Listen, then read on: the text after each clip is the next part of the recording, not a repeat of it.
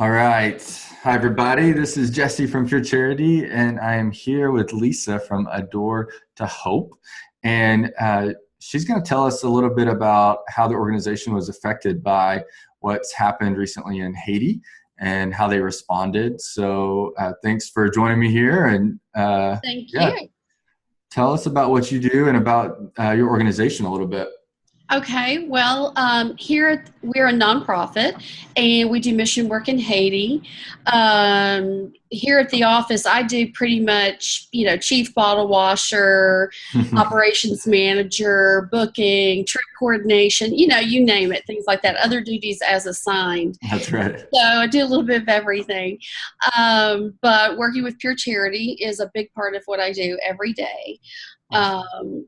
With coordinating the teams and making preparations for travel insurance and registering everyone with the embassy and that kind of thing. So that's Pure Charity is a big help to me in that all the information for all of the team members is in one place.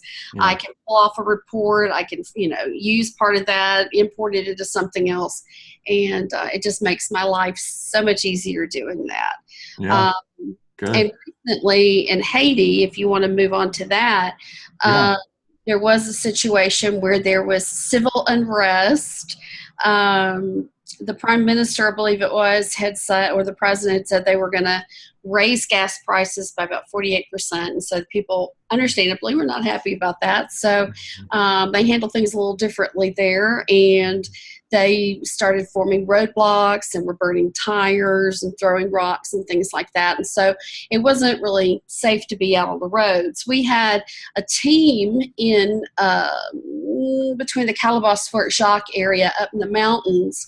And so they were not in any danger. They were in an enclosed compound, and they could see the smoke in the distance, but they weren't right there in the midst of things.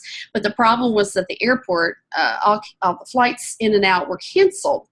So while they were trying to get information, and then we lost cell phone service, so things got a little just dicey for coordination, shall I say. Mhm. The good thing was is that I had all my reports, and so I knew where each person had originated or their place of origination was. I had all their passport information, and all that thing we'd already registered with the embassy. So I knew that if push came to shove, we would be able to get them out of the country in another way.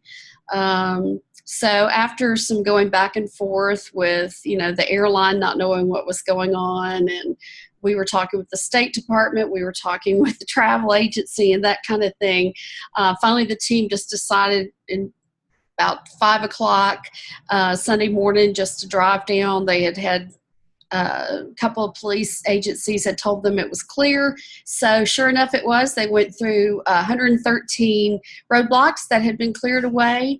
There was a lot of ashes and soot in the streets. So by the time they got to the airport, they looked like they were chimney sweeps, but they were at the airport. And through the course of the day, they just God had completely cleared the way for them, and they got there and all of them were able to get on 2 different planes and fly standby out of the country late in the afternoon. So we were very, very excited about that, and seeing everything that God had pulled off a couple of miracles there. And after a long sleepless couple of nights, everyone came home and we were overjoyed. So Wow. things have calmed down there now. And so we're getting ready to send another team in on the 23rd. And we're super excited about that. And Great. I'm in the throes of getting all that information ready as I am talking. So That's great. Wow. Well, I can't imagine the stress that must have been in that moment when you lose contact with people and right, feel like they're stranded in kind of a chaotic situation. right. Yeah. What was the kind of action plan at that moment? Like how did you guys respond in that kind of probably most dramatic of part of the story? Well, they were sheltering in place. The team was, there wasn't really much they could do at that point.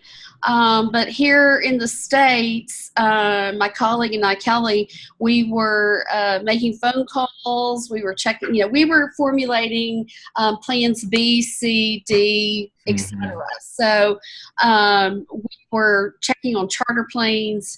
If anybody we knew about a charter plane or had a plane and would Yeah. offer to go and get them. We were, like I said, we were in contact with the State Department, with the embassy, Hmm. and with just anybody we knew who had any clout, that kind of thing, Yeah. to find out what we could about planes going in and out. Yeah. So we had some other plans in place, and we knew that I think the president had said that if they needed to, they would take C-130s in and load all the Americans up and fly them out. So we knew that was in the works as well. So Wow. we had several alternate plans if flying out of the airport on a regular commercial flight didn't come to pass. Yeah. So how much longer were they there than the original plan?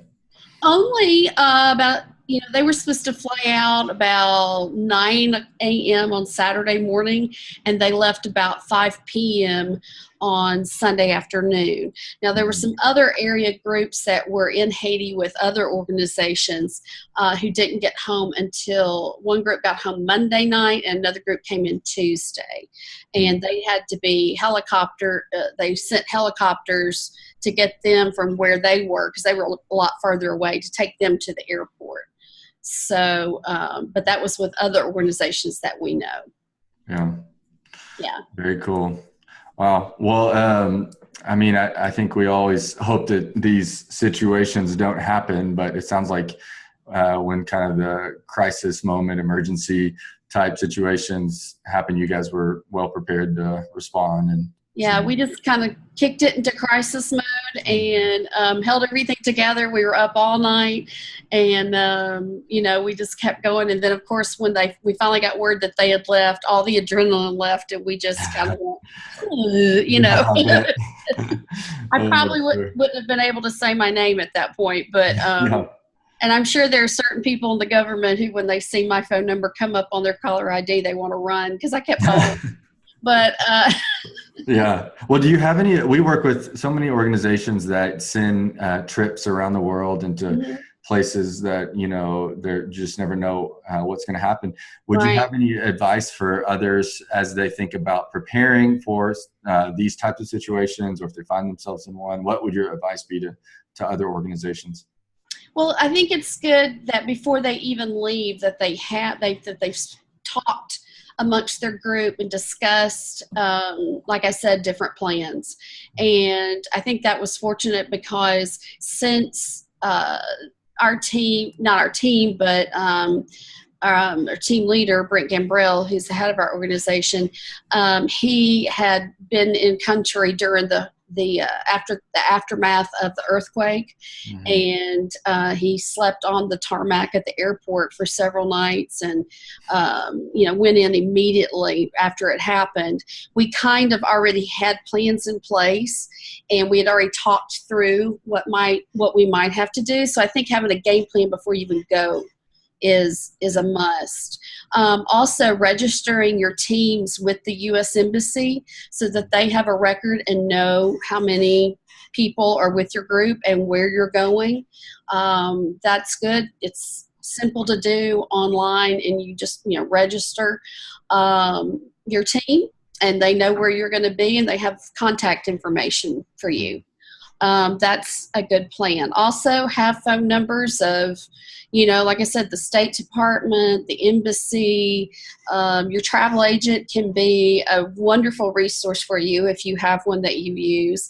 Ours was fabulous. They were on the phone with us all night long, trying to, because they could see a lot of the planes and where they were flying and that kind of thing. So they were able to, put our people on different planes, and if it got canceled, they immediately were adding them to another flight. So that was a huge help to us, because I know anybody's worked, tried to make airline reservations for a group of people, it's almost impossible, and they could see everything that was going on. So have a good travel agent. And then you just have to be persistent and network and, call if you know somebody who's in the government or whatever. Make sure you have their phone number and give them a call, because you'll find that they have a lot of resources as well. Yeah, it's good advice. Mm-hmm. Well, thanks for sharing the story, Lisa. Glad to hear the Thank team's all you. home, safe and sound, and Yes. encourage to hear that. And Well, like I hopefully, said, we've got another group getting ready to leave. So that's right. Yeah. Yep. Here we go again. No, I hopefully this will be a know. lot less eventful. I hope so. I We're hope all so. involved. Yeah. Well, thanks for sharing today. I appreciate what you guys do and your partnership with Pure Charity. Well, thank you so much. I enjoyed it. Awesome.